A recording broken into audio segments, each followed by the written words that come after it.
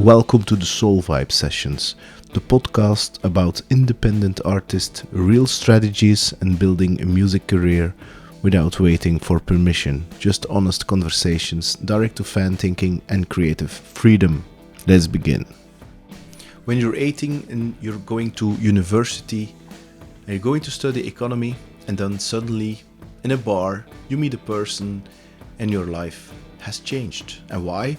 Because you have become an artist manager and you're going to launch that band into Belgium as one of the biggest bands, and then later on you do it for another band. Today I give you Hans Ascrawat. This is the first episode of the Soul Vibe Sessions podcast, where I do combination of music and business and the passionate side of playing music. So you will learn a lot in what aspects that you have to take into account of forming a band and marketing a band. Because playing music is one thing and being creative, but really monetize it and making it known to the public is something else. Hans is going to give you his insights and lessons learned. Enjoy, Hans.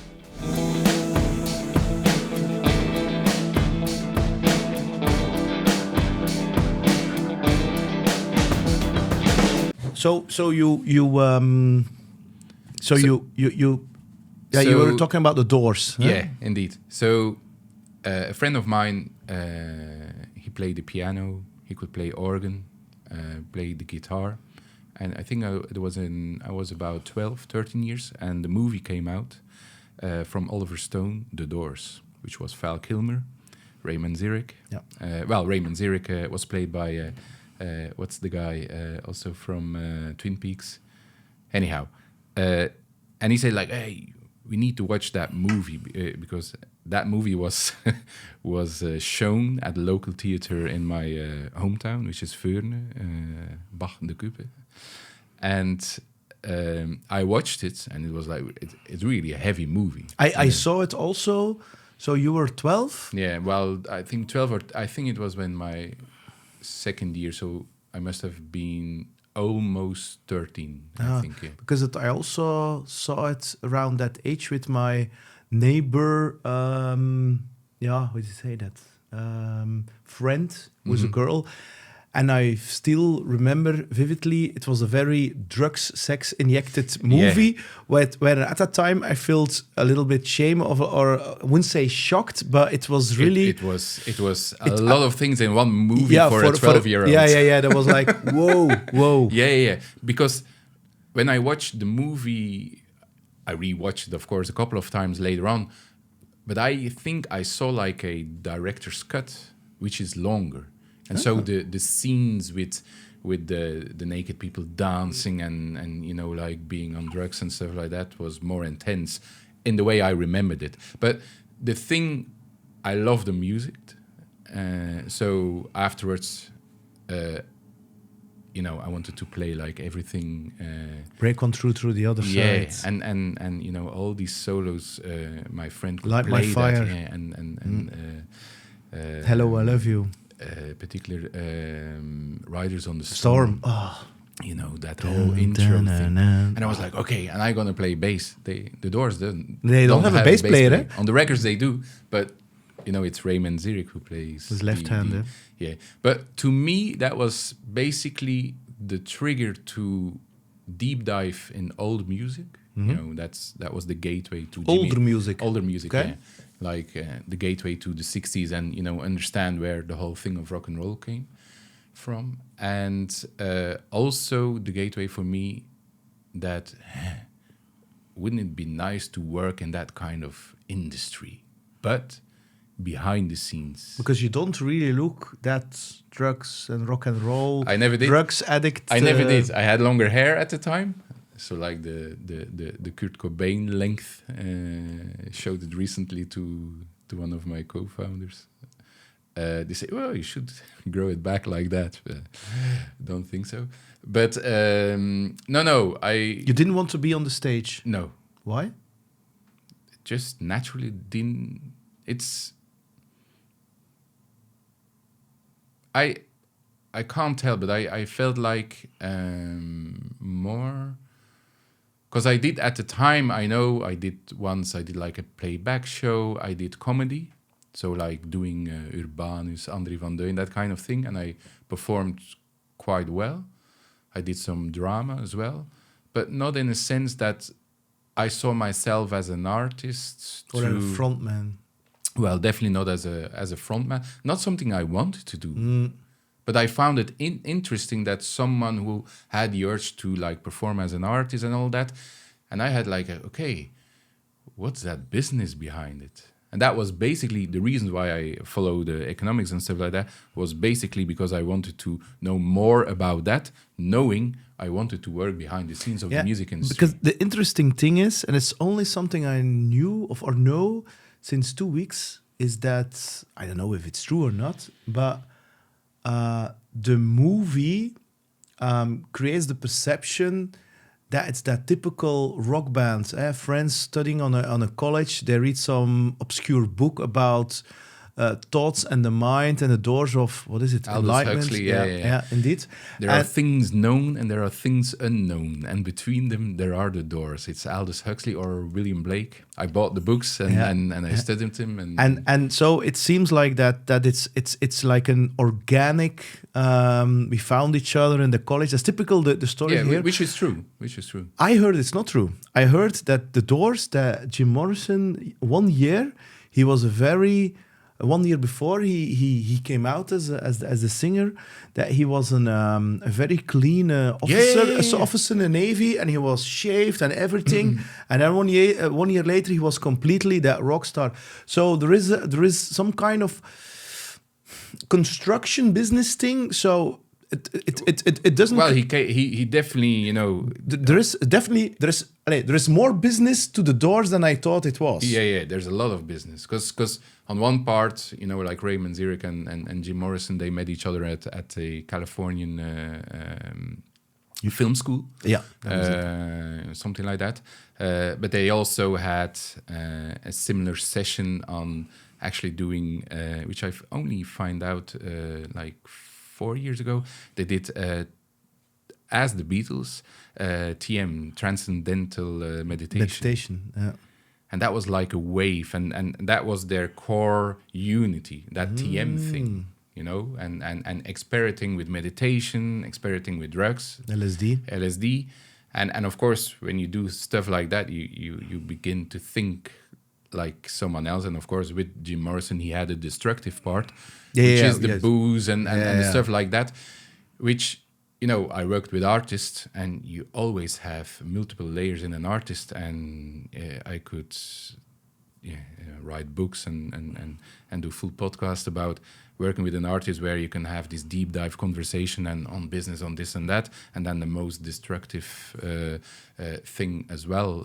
Is it? Because that's a little bit in my mind that, when you have that business acumen in yourself as a musician, do you also have that devil where you want to destroy and drugs? Not at all. Because I really believe when you really want to make it as a business, you see it as long term, and your vessel, your body, or also your creativity. I never do any alcohol anymore since 7 years or something. Me as well. But I mean, I remember when I was 18, and then the Hummels Rock Rally, I were taught, so I'm going to skip university. And then drinking. I never had my most creative moments when I was intoxicated. So, I mean, if I would do it again, and I want to become like that music thing, and really make it a business, I think you have to really see it as a business. I have never seen an artist at work when they were on drugs. And if they did, I don't think there was anything good coming out of that. But the journey afterwards, it's the aftermath. It's laying in bed with a hangover, I suppose, that they had, or 3 days after using drugs and still, and that was like, maybe a trigger to start write a song with that headache or stomachache or whatever. So, and then you started a small company where you guide bands and artists Well, basically, the reason why I stopped early with my studies was at the time was because I met with Danny Mommens. Danny Mommens was at that time was the bass player of Dave's. He replaced Taf Camille Carlins, who left the band. And he also, with his girlfriend Al Spino, Vive La Fête. just started Vive La Fête. And I, at that time, you have the university on the Blandijnberg, and you had like a pub where the best music, in my opinion, was played. And that's a bar called at that time Krawittelke. And it was, some people from my area, but, and they played not the hits of that time, but the older music and stuff like that. Every week on Monday there was a rock band that came and played, or another kind of band like Triggerfinger was coming over there, and a Das Pop played there, and that kind of thing. And it was a bar where Danny Mommens occasionally was there as a resident. And he knew that I was working with some smaller bands behind the scenes, and saying, like, fixing a show or something like that. And every week, I think on Tuesday, I worked there behind the bar because I needed some extra money to buy vinyls and stuff like that. And he came to me and said, like, hey, you wanna work in the music business? Well, come to one of my show. And that weekend he had to play in Laffinge-Leurne, a festival, so that means it was end of September, and I went to that show behind the scenes, so backstage behind the thing, and I was like, okay, I'm going to help a bit, and before you know, you had like a drum kit in your hand. So you were like backliner, as they call it a little bit. Well, no, they had their own backliner, but I was like helping the backliner for a bit, and then I'm an observer, so I see what's needed, so I can act quickly and see if there's a problem. I act, and I think that was the thing what Danny saw in me, and so. From that day on, I went with every gig of Vive La Fête. That's how it started. And it evolved in like, okay, can you do all the tour management? So, yeah. So I didn't know what being a tour manager was, but, I could. There weren't any books. Internet is not that you look it up and you see that, that doesn't exist. So there was no one who explained it. So I just started doing that. And they had their own manager. You were independent? Or how I was still a student. Still a student? Okay. Yeah, I was a student, So I did that all for free. And it was for me, it was like learning, So they had a manager because, of course, Danny played in Dave's. Dave's was managed by Christian Pierre, which is Musicness. And within Musicness, you had a couple of other people, also Erik Dedden. Erik Dedden was who is now the manager of Triggerfinger and Gabriel Rios, I think, and stuff like that. Or not Gabriel Rios, no, mistake over there. But anyhow, but the relationship between Danny, which is not the most easiest boy, because you have to remind there was an age difference of more than 15 years between Danny and me at that time already. And there were always conflicts between the manager and Danny. So when their first album the second album came out, so I was there with the first album, but by the time that the second album came out, I remember that night there was again a big fight, and we drove back, and Danny said, okay, now it's your turn. So I started doing kind of management for them, which was basically doing business management, working closely with the label, and just learn. And at that time, Vive La Fête was a small band, definitely in Belgium, but we had more and more momentum in the Netherlands, in France, in Spain. And we build up, and we sold a lot of shows. What is the era? Is that on 95, 98, no, 2000? No. So when I met with Danny, I think we were 98, and I believe doing it really like on a daily level. It was after 9/11. Okay. So, but so in that era, from a business point of view, as a band, as an artist, you created a record and you went to play shows in order to sell records. Yeah, it definitely, the live thing was important. Nobody had at that time already like, okay, it costs that much to make a record. And when you sign deals with labels, which was the Lowlands label, a label in Antwerp, very focused on vinyl.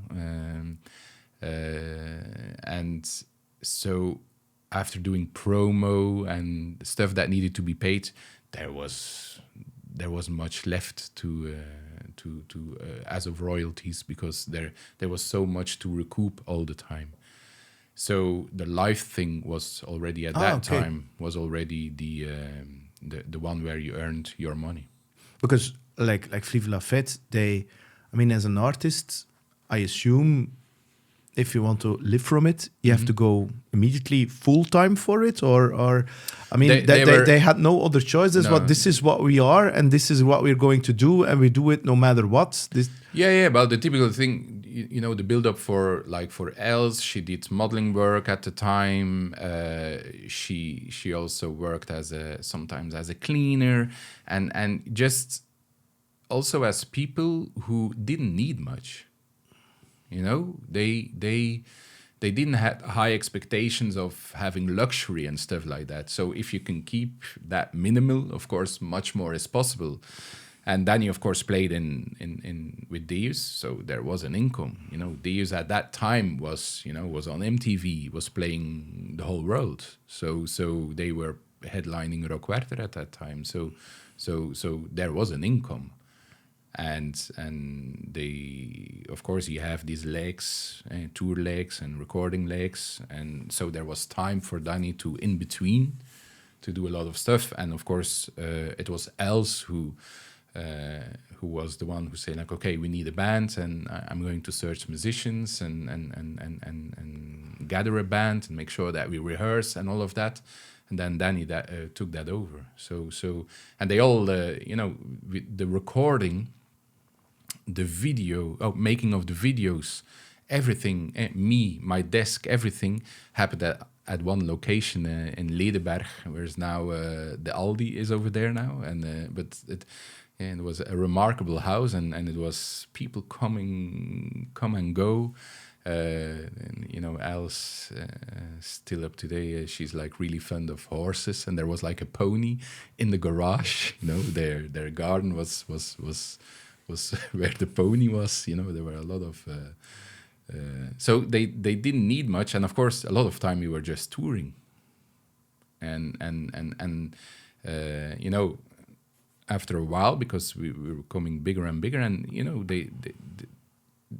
it was only later than they went popular in Belgium. But like in the countries which I named already, in like a Paradiso or a Tivoli, they did like 2 times sold out. In that area, that was huge. Yeah, that was huge. Is that then still for artists today? Also, and then we're coming to the startup story with Louis and with Bram. You're doing, is that then still a top advice for an artist is make records and play and build your own fan base? Is that still for you a golden rule of you have to win every show one by one and go out and play?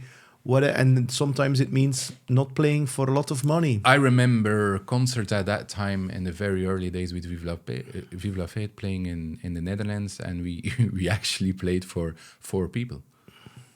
And it ended up, I think, in the total, by doing all these shows, I think in the end, in 1 year, suddenly you're playing for maybe in total 60,000 people that you reach. So it's step by step. And is it then first go tour and then the record? Make a record? You need to have a record. Your record is something that... Yeah, you can write music, but don't record the record, but go out and play. At that time, at that time it was always the normal cyclus, which now has changed. But then was the cyclus was, okay, we record an album, release a single, we're doing a campaign, make sure that we have the PR going on, and then there's an interested booker who books the shows, and you get a small guarantee, and if you do well, if you sell, you go to bigger places, you get a bigger guarantee, and from a certain time when you sell out, then of course it gets really important to do the numbers right, because you're working on a split, an 80-20, 90-10, all depending on how your negotiating skills are. So yeah, that's how it goes, and the same with with the market, and you need to, and that's something which, because recently Danny contacted me because they are working on some projects with Vive La Fête, and he contacted me to know if I had something from photographs, from old stuff, and I was like, because we're doing this exercise quite well, what is the formula that you need to do to become successful as an artist? That's actually what I'm... And one of the things is that you need... The first layer is always, what is the artist brand identity? And if you take Vive La Fête as example, it's... Everybody can understand the identity. You had Danny Cool Rocket. That was actually his name. Everyone say, okay, Danny Cool Rocket. Always with, the sunglasses. Shades. Black. Well, yeah. And, the leather jacket. Like the rebel. So he's the rebel. And else is like, okay, like a little bit the naive, but the beautiful girl, the model. So... everyone wants to compare, so that was like Serge Gainsbourg and Jane Birkin, that kind. Is this okay? Was that set up from the beginning like that, but or was an accident because they are like that? They are like that. Well, or at least that's what they wanted to be, and like everything, you act like Els was like that, and Danny. I'm sure that he once saw he was the reason why he wears makeup. He's got the black thing on the eyes, and the nail polish in black. That comes from the Cure, because basically Danny was a Cure Robert fan. Smith. Robert Smith. He was a Cure fan. If they had a song La Forêt. Yeah, the forest. Or is Le Forêt? Yeah. I know it's it was not correct on the album. We made a mistake there. But it's and that built his. So this means identity. And that has to be very clear, and from the beginning. From the beginning, yeah, from the beginning. And it needs to be something which gives a spark, why someone is interested in you. So this means that that people are listening with their eyes. Well, there's something which a fan of an artist that comes through music, but is a connection, and that connection, it can go in all different ways. It can. You will have, like we talked about the Rolling Stones, you will have people who like, Mick Jagger, and someone rock is and roll. So the Keith Richards, or it's the drummer, or Charlie. But they have somewhere a connection, but why? And there's something what they love, and it could be because it's like something they want to be, or it could be because the artist went through something that they also had. It's what you're telling right now. It sounds like Lady Gaga. Lady Gaga is very open about certain things which are not perfect in their life and being very much broken, and she is like connecting with people who are a little bit the misfits, the people who are not seen by society. And it's the same. I don't know if you saw the documentary on about Simple Plan, the band Simple Plan, and it was really. I don't know that band really well, Simple Plan, and it was really, I don't know, is it on purpose or not? But it was really about. Then it gets to when it's an act, it won't work. Yeah, but it wasn't an act. It was really about, the singer. He was really suffering. He was really suffering mental pain. He was really not seen in high school and things like that. And a lot of people also.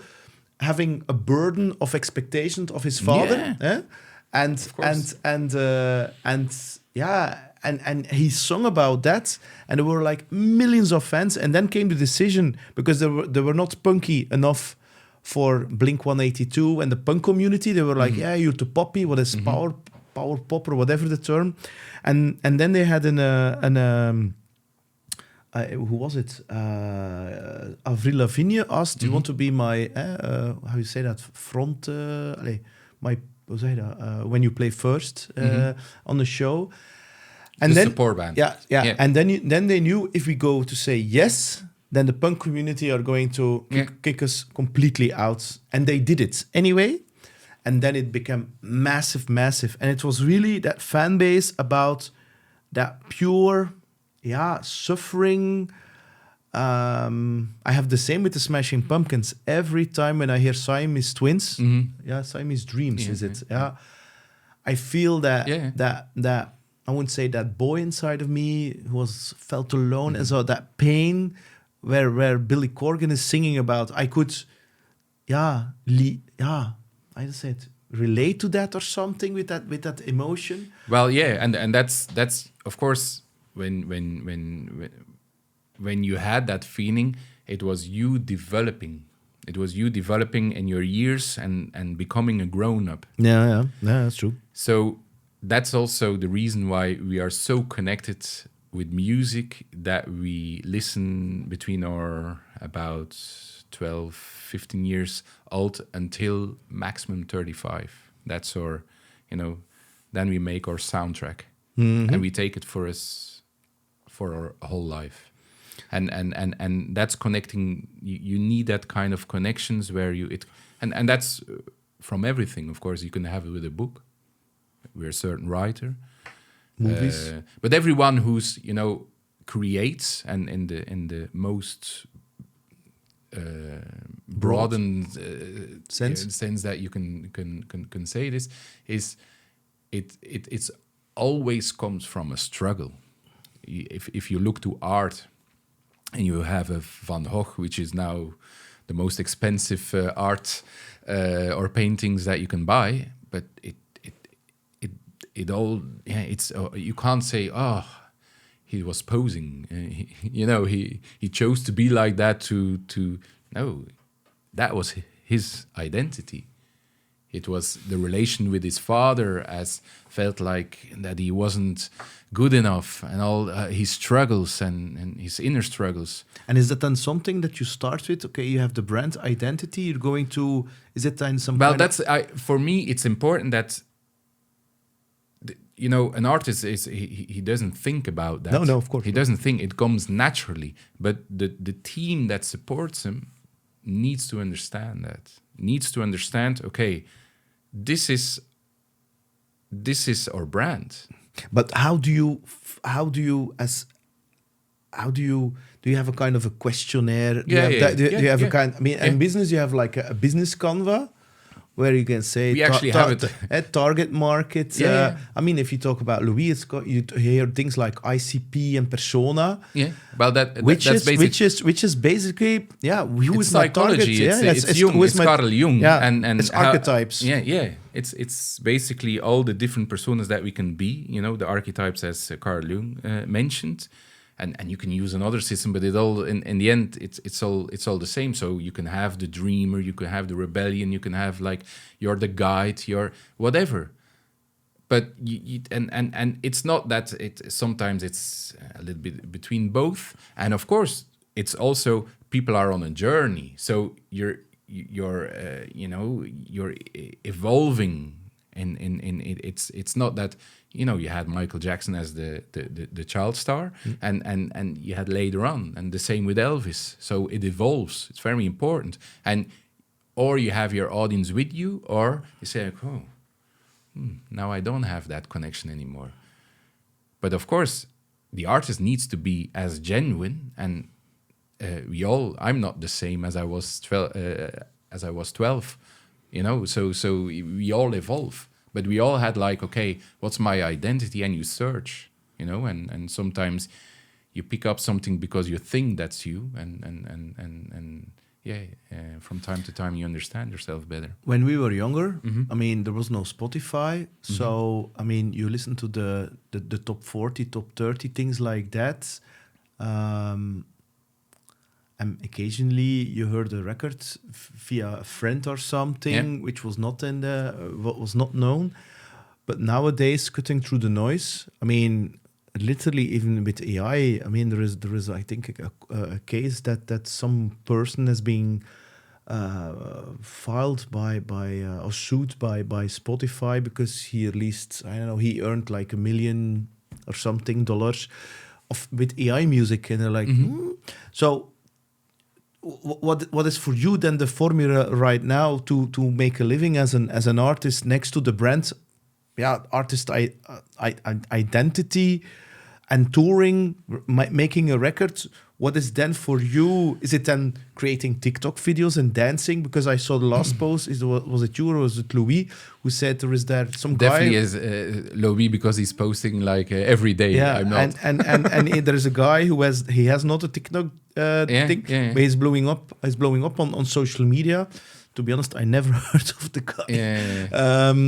So what is for you then? If you know what you're knowing right now, Well, it's all like, to give you an example. You mentioned the Smashing Pumpkins.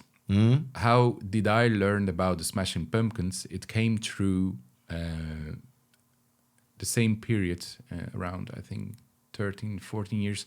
You had on national Dutch television, they broadcasted Pinkpop. Yeah, and June was it?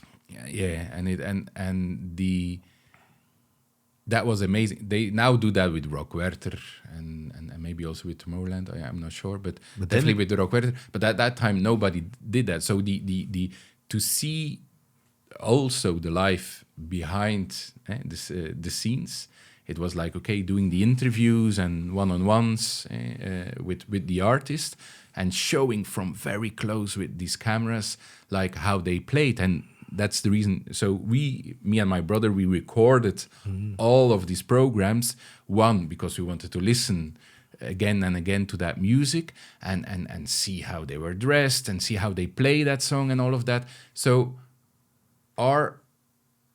that TV was a discovery. You know, that program was a discovery to get to know the music and to get to know the artist, which then lead up to, okay, we're going to buy the album. So that's like all the things in business.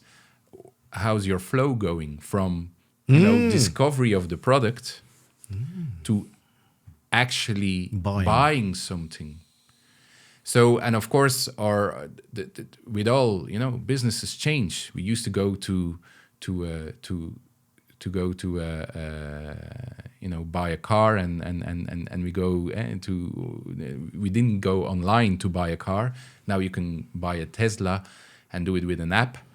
You don't even have to look to it and you just have to pick it up and off you go.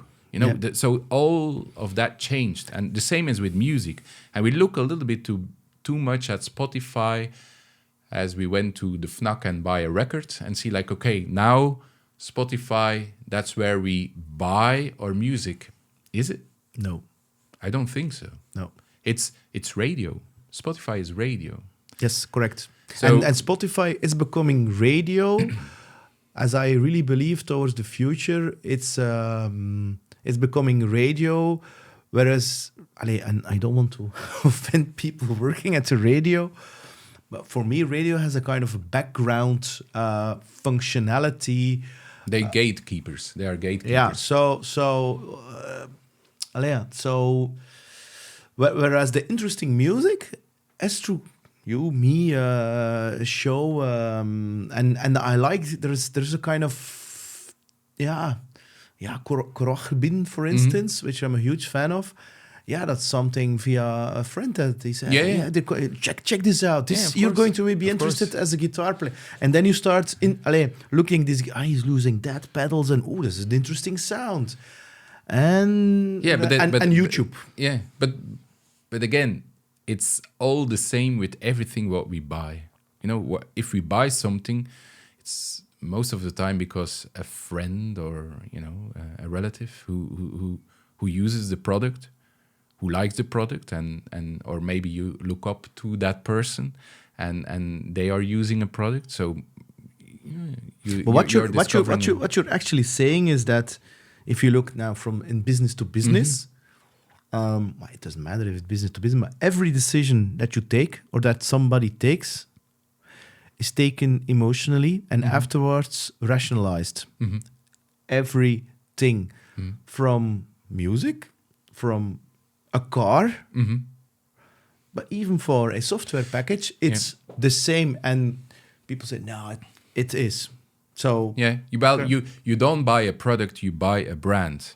And an artist is a brand, you buy a brand. That's my way of looking at things. And a brand, for me, it sounds like you're buying Apple because it gives you that kind of, you buy a Porsche because it gives you that status. Is that what you mean? No, it's not. No.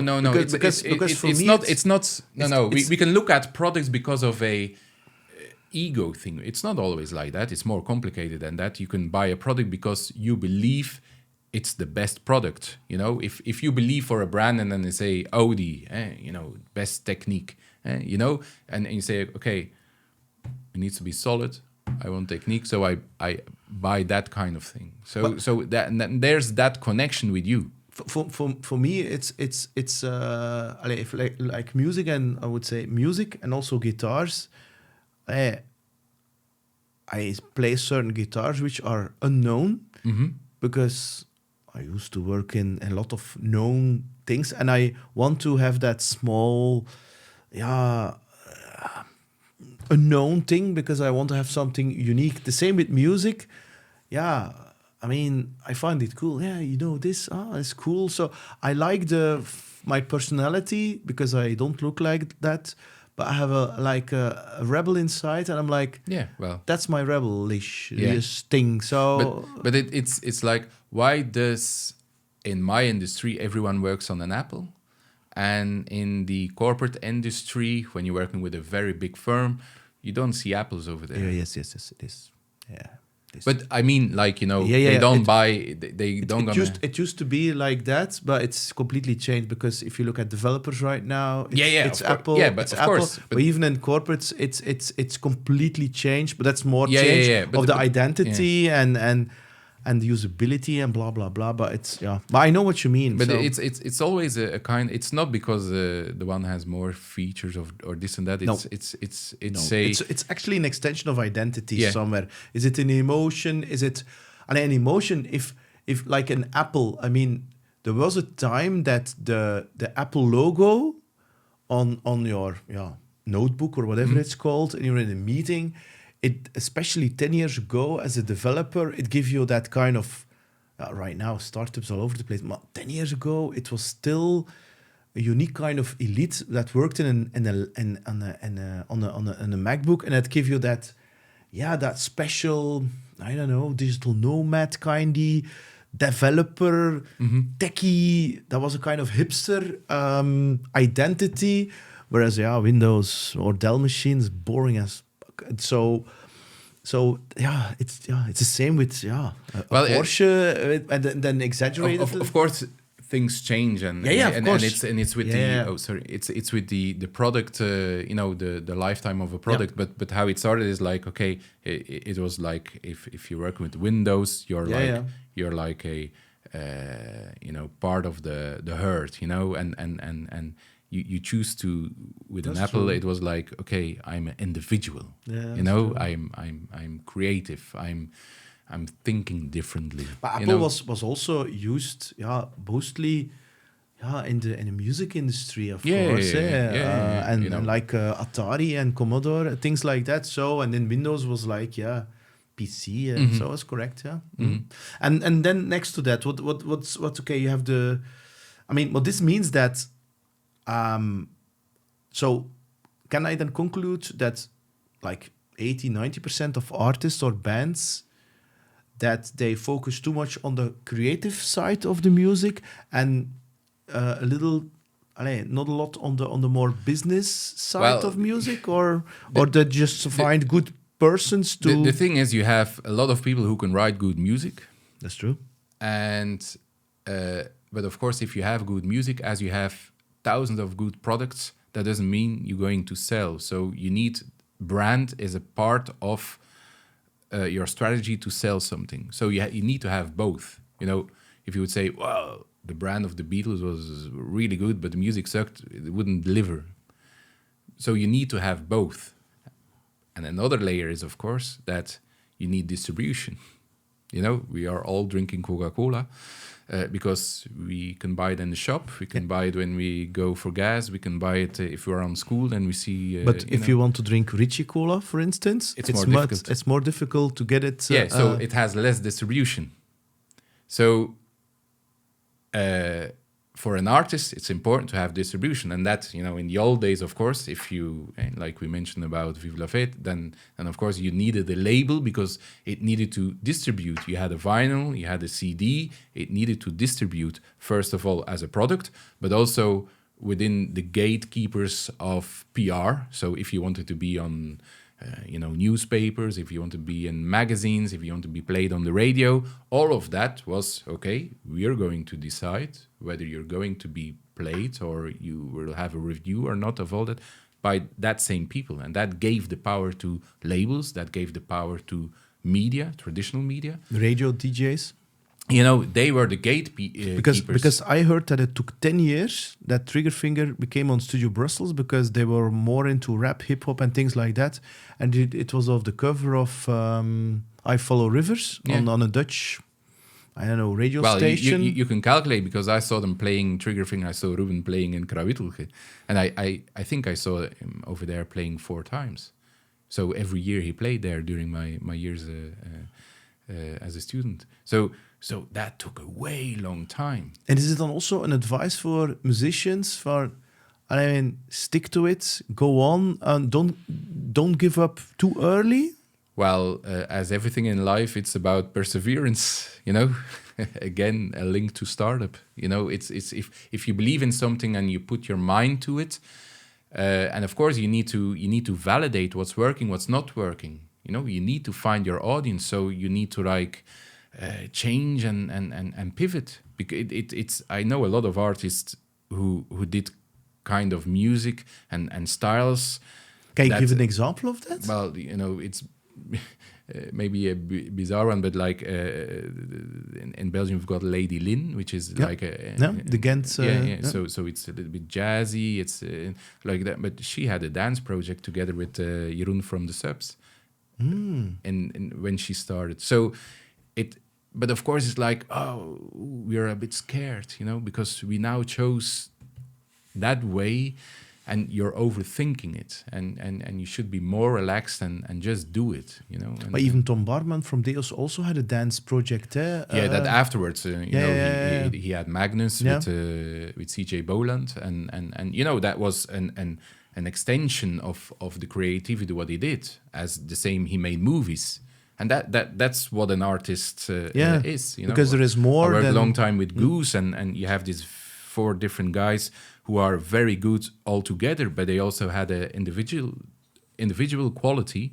So you had Dave, who worked, who made tens of soundtracks for movies, for series. You know, that's a different kind of art. But how long did it take from GOOSE to become really, known? Because I saw them a lot in the Vooruit and Werchter. I mean, but I know from articles in the beginning that they played shows in Australia. And that they said, I mean, it's a negative bottom line. So this means that it costs us more. Because the gigs and that we earn, we have to spend on the travel, on eating and the crew and blah, blah, blah. So... well, if you want to dive deeper in like the career stages of that, is like, okay, when they started, GOOSE started as a rock band. Same as Solwax did. Okay. But the thing is what they like, because they are a little bit younger than me, but not that much, and they loved the 80s movies and the soundtracks of the 80s movies. They love Depeche Mode. They love, so the synths was a thing to them. And of course, because Dave played with Solwax, He got introduced more to synths and all of that, I suppose. And so they throw a little bit of the guitars away. Okay, they included it, but like, and they were playing with the synths and analog, eh? Yeah. Until today, analog. So they made their first album. They had the first management was a UK management. Well, Dutch UK management, and it was signed on a UK label. It was signed on Skint Records, which was the same label as Fatboy Slim. Mm-hmm. And the access to that was, who were the gatekeepers, was Soulwax, because Soulwax was then touring a lot. Dave was playing, and you saw these interesting people because Soulwax, Too Many DJs, was successful in the UK. So if someone within your family says, this is good, then someone listens. So the credibility then goes up. Okay. And so they got the chance, and they did that album. And of course, if you've got the backbone system from the UK, it's something else when you start from the backbone from a Belgium label. It's completely different. Like Stromae, he never signed with a Belgium label. He signed directly with Universal France. So that was really purposely intended. Yeah. He went from the meeting in Belgium. He got the business card from the CEO of Universal France. He saw it. He believed in it. So you need, that's the kind of luck, a bit what you need. But of course, that luck was within having good songs and a story to tell. Stromae has an identity and a story to tell. So what Goose had in that first period was, a successful record because, whoa, what's this kind of noise? So if you have something new, newspapers, magazines need to write about something new. So you get coverage. That doesn't mean you have an audience. You just get coverage. Sometimes people are mixing that up. It's not because you're featured in a kind of magazine that you are big. You just have found some kind of PR moment that you can distribute more your music, that people get to know you. And then come the marketing rule. I mean, it's consistency of the repetition of seeing you on whatever display, social media. And of course, the first chances what they got with Goose was like playing on those Australian festivals, playing in the UK clubs. But that wasn't their own audience. They got, you can be part of that lineup. You could be part of that club night. But nobody said like, I'm here and I'm going to buy a ticket for Goose. That wasn't, so they had the airplay. People were buying their music, but they not yet had their audiences that bought the ticket. So you didn't really have that monetization. They had to do that in order to take the next step. It was not possible to skip that step. And no. It's like it's again, if you go like, it's not that in one day everybody starts to drink Red Bull. But what you're actually saying, if you look at the analog of a business to business, is that if you take consistent action and you're going to contact several prospects which you see, and you are consistently in that, at a certain point, and you go to events where your potential customers are, at a certain point, one of those contacts can become one of your customers, and then that becomes like, hey, I work with this product, you should check it out because that solves me. So it's actually the same principle, because you're creating opportunities by meeting people. Yeah, but of course that was the old business, because now everything changed. Because of the social media or the Spotify or what? Well, as we were mentioning about Tesla, you can buy a car and you can skip all the things in between. You can talk now to your audience through social media. You don't need traditional PR. You can every company can be their own media company. Yeah, that's true, because the distribution part, you can do it yourself. You can create music. You can do, basically, an artist, if he wants, he can do the whole 360 themselves. Everything is available. A few years ago, it was too expensive to record music, so you needed budget. Now you can make a hit. The first hit of Netsky was made on an Apple, and the songs or the lyrics was sung in a mic directly into that laptop. Yeah, man. It's So you can have good quality, and it's so you don't need a lot of money, and then you don't need someone to gatekeep that you have some exposure time in a magazine or this. No, because you have all the socials at the moment, so you can that's your window where you can. So I have a friend. He created the kind of EDM, I don't know, house thing. I created in his home studio. He put it on Spotify. What would your advice then be? Okay, next is the brand artist identity, but after that, what should he do? Post ads on or buy ads on YouTube or what? You only buy ads if you have something to boost, which is already working. Otherwise, it's a waste of money. Mm-hmm. So what you need to do is distribute, because as something in the past few weeks, there was a new album or a new track of Justin Bieber, and I think in 3 days' time, he posted about that 90 times. Yeah, 90 times. When you talk to an artist over here, once a week, because they think maybe in 3 weeks I will post something. It needs to be clean. It needs to be all this polished, and we overthink too much. And so you need to. It's a game. It's the war on distribution, because how many content is there? You're not only are in competition with other music. You're in competition when someone is on social media. One thing, you see something about the news, then you see something, a new movie coming up, then you see something, a commercial for a kind of product, and then you have something about music. So is that attention? So you're competing basically as much with a car brand, with fashion, with everything. And they have the budgets, of course. So, and also because, of course, now it's less cheap or less expensive to make songs, but it's less expensive for everyone. So you have 300,000 or 100,000 songs a day on Spotify, new songs. So if you're there and you're in living room and now you put it on Spotify and you think now it's going to happen, of course it won't happen. It won't happen at all. So, but what you're saying is create a website, create an Instagram account, post your music, and share it.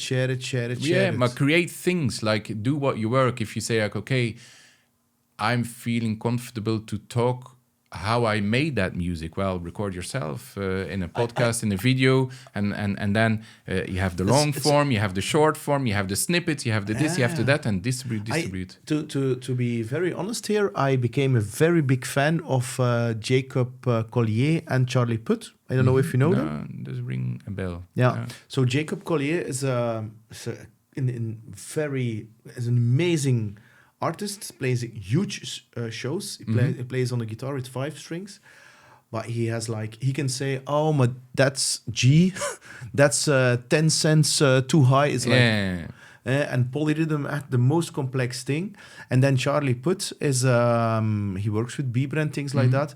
And he can create a song from nothing, from even the sound of of water in the river. And he's also on YouTube creating videos about music in the past, like how does it come that, for instance, Tears for Fears, Everybody Wants to Rule the World, why does that make you feel like that? And then he explains the original song was played like this, but they sped it up to create that. So and he speaks to his audience. He speaks to his audience. He's speaking to me. And then I became interested in his music. The same with John Mayer, by the way. He's also on a lot of and this is something, I mean, I never saw Madonna except in an interview, or so you see those artists in a kind of non-polished way. And the same with Billy Corgan. He even has a podcast show right now. And now I understand him even more than the first time I saw him on a television show on Pink Pop. And that's the journey what you do with someone. And is that then what you advise to show up? Yeah, and I think in Belgium or in Europe, it's still People are a little bit reluctant to do that, I guess, because they think it's definitely. only about the music and they have to take me for the music. It's definitely because, of course, as you know, we're now working on the platform with AndR, and over there it's all about data. So we measure things, and we want to see within the data what's actually happening with that artist. So we can show the path towards growth. We can show like, okay, here's your audience, and this is what your audience likes. And so, AndR, what is then the ideal profile for a customer for you? Is it then the artist who has released his first album, or is it the artist who is thinking about his first album? Well, of course, at the moment we're working with pretty much top tier artists. Which is the bigger ones who like are signed with major labels, okay. Who are have headline shows, who have and everything just underneath it as well. But of course, in where we are at the moment with as a startup, we need to validate it with high-end standards. So this basically means you are prospecting, contact them because you know them or you don't know them, have a meeting and you're explaining your platform. What's the gain then for them? Because they know the data and then they can plan certain actions better. But so we all know how companies work, and you have all these different people within a company that need to make the company work and create business. The problem or the challenge within music is that it doesn't start from a company. You have an artist, and the artist, the product. So the artist should be part of a company, and you should have all these people working to the same goal. That doesn't really, until now, is not really working. So you have a booker who's part of a booking agency who works with. Yeah, but for me, if you then start by booker, that's my personal experience, is that... No, but you have a label, and a label works with all these people. But the thing is, like a booker, I mean, it's a very reactive mode. I mean, they're going to book until there is a lot of demand for it. It's not going to be... So you as an artist, you have to do it yourselves. And to be very open here, is that I have bands where, I mean, I have in 2026, I never had so much gigs, and I cannot explain it why it is. And I have bands which are on a music level, I'm like, this is really, really well, even commercial. But I cannot explain why it is.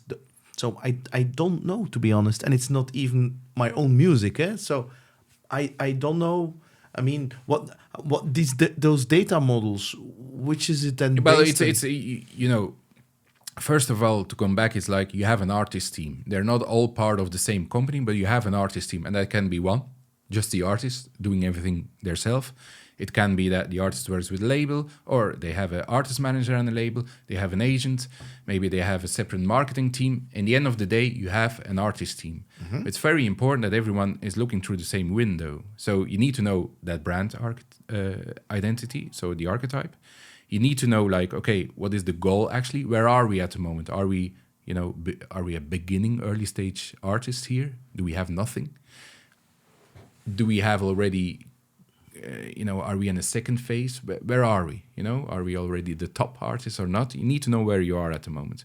And you need to know your goals, like, so that everyone is on the same page. What do you want to do? Okay, we want to release, and we want to create momentum in this region. So we put our efforts in this region because we saw in the data that we have some kind of momentum over there. Of course, you need to measure that. Is this all your actions? Does that really work? And so what we do is we analyze all the streams, we analyze all the socials, we analyze everything coming from ticketing, from merch, everything. And we build all these layers and all together. And then we see if there are like cross relations between, okay, you had this momentum with this kind of post and it led to streams on Spotify, for instance. We see that your audience, your ticket sales is more in that particular region.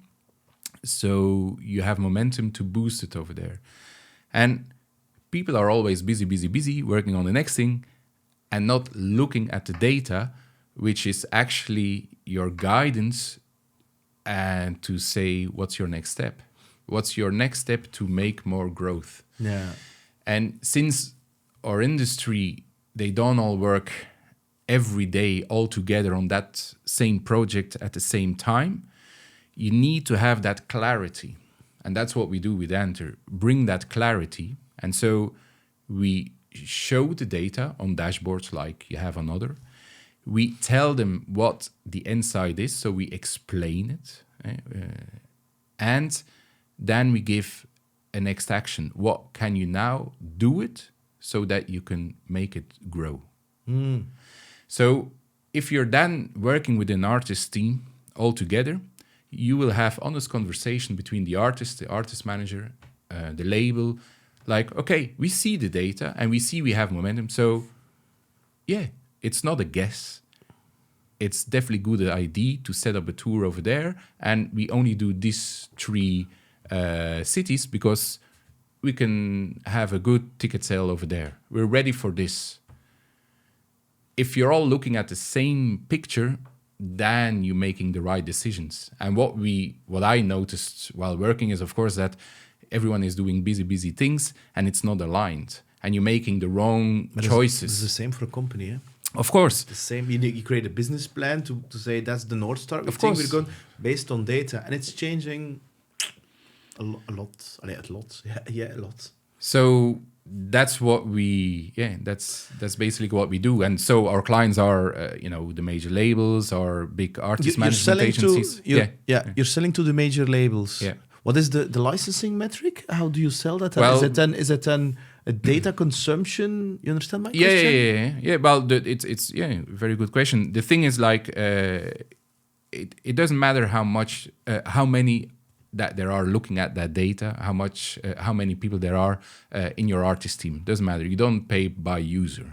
You pay. You get a percentage you pay. So every account is a artist. So it starts with an artist because we work bottom up. We want to grow the artist, and the initiative taker can be the label, can be the artist manager, can be the artist itself who starts working with AndR. But then you get a split revenue sharing model. No. It's okay. They pay a monthly subscription, and the monthly subscription is based on the followers on Spotify. Why? Because the more Spotify users you have, it means, because we saw that, of course, you have more data that we need to process. You have more playlisting, you have more streams, you have more social content, you have more UGC content, you have more cities that you do tickets, you have more this and that. So it needs more data processing. And so it builds, basically, it grows, the price is growing with the career of the artist. What do you see the future of Spotify? Because if I hear certain people, they predict that Spotify is going to become radio, and other platforms are become more popular. Do you have vision? Spotify is definitely, like every platform. What do you want to do? First, you look at the price to make it as accessible as possible with a low entry.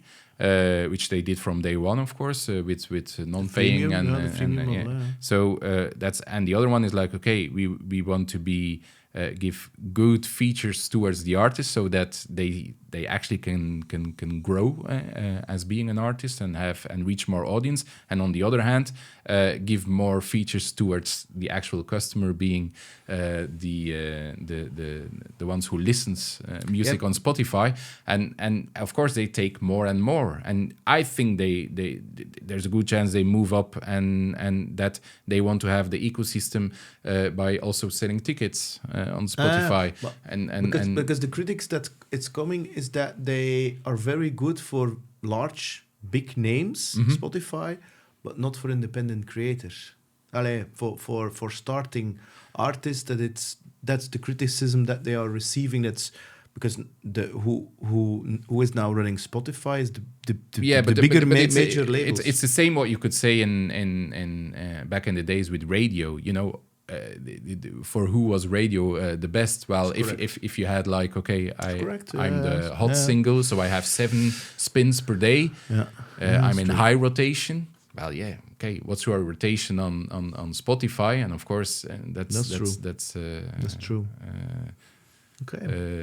And again, to go to that next step, it will be proven if you have your audience. And also, if of course your only metric is to look at Spotify, there's a lot of artists who are maybe not in the top selection of the most streamed artists, but they have a very good audience where they can monetize their living as being an artist. So if you have an audience of 1,000 people who want to give you on a monthly basis or in total as a year, That's the Patreon model, eh? yeah, but you can, and now everything is available because you can. Yeah, I understand that, but I was referring to your licensing model, because if you attach it to Spotify, But it's not that we are attaching it to Spotify. It's we if Spotify disappears and it's you take another one. Eh? it's the platforms where it's consummated. But of course you need like everyone is. How do you log in? You log in with Apple. You log in with Google. You log in with whatever. Here you log in with but your if you, Spotify. I sometimes see I think it was Reggie of Milk Inc. who was saying in a kind of a document, was it Reggie or Patrick? Was his name Crimson? Was his name? And he says sometimes there are 2 offers, or you get a fee, one-off fee, fixed fee, or you get a percentage. For life, you mean? No, even for making a record. So because if you, I mean, well, of course you can whether it's then recoupable or not recoupable. You have 1,000 of different kind of because you deals. were also instrumental of growing that artist, and so then it's also fair that you get a piece of the pie of growing that of course. artist. Well, everyone, if you want to have a business, you need to have a piece of the pie, or you have no. Which grows with that artist, of course. Okay. But the thing I wanted to say is like the same within now. If we look to the tech world, they say like, okay, we used to need like to really grow a company, you need like 50 people, and to bring it to that point. Now you can be with 3 and you can have $1 million business. Yeah. And the same is actually what, as if you want to be a success, you want to have a successful artist career, you don't need that much amount of people, because you have all these platforms, and it comes about the play you want to play. Yeah, and the creativity, of course. Creativity, the logic. Last question. If you look back, what is the most important lesson that you could tell your 18-year-old self, your young self, that would you life advice or musician advice, or even both of them? Is there some kind of retrospect lesson or thing that for me, I'm going to talk about myself. I mean, if it feels off, if the gut feeling says that's not the right candidate for that role or whatever, or that situation is off,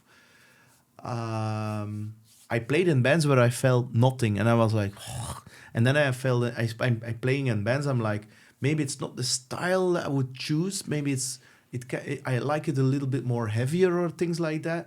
But it's a great band, it's great dynamics, great energy. So the gut feeling for me is something that I neglected for years, and the last, 10 years or whatever, I use it as a very instrumental part of direction for myself, and also taking decisions. Do you have also like an insight for you? I would recall that to the full body yes. And that's a great and the full body yes is it's your head, it's your heart and your gut. And those 3 things needs to be aligned. And if you want to test that out, you can test that out with, if you look back to certain memory where you had that feeling that everything is like aligned. So if you need to take like a new decision, you just check if it's as aligned what you what means it's perfect. So and of course not meaning perfect that everything needs to be perfect at once, but it needs to be like, okay, it resonates in the good way. I pointed to the fact that studies and working in corporate and blah blah blah, it's a very head thing and it's not stimulated or whatever, things like that, but life gives you opportunities or challenges to maybe.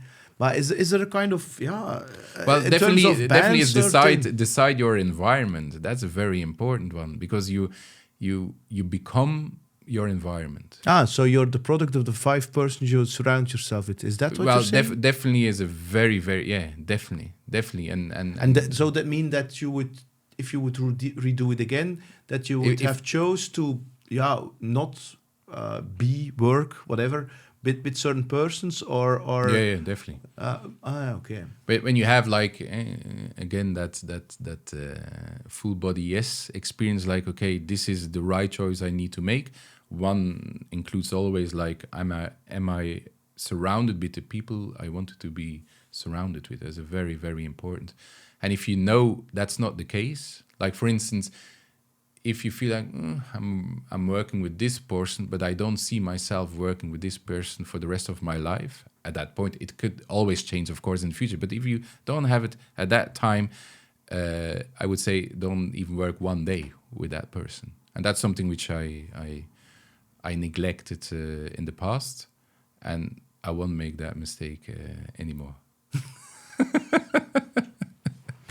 Hans, I wanted to thank you for your passion for everything. Actually, I think I find it a very cool, great conversation. Well, nice meeting you, and seeing you hopefully very soon again. Eh? Yeah, definitely. And all the best with AndR. Thank you very much. Thank you. That's it for this session of Soul Vibe Sessions. If this conversation resonated with you, put it into action. I'm Peter. Thanks for listening. See you in the next session.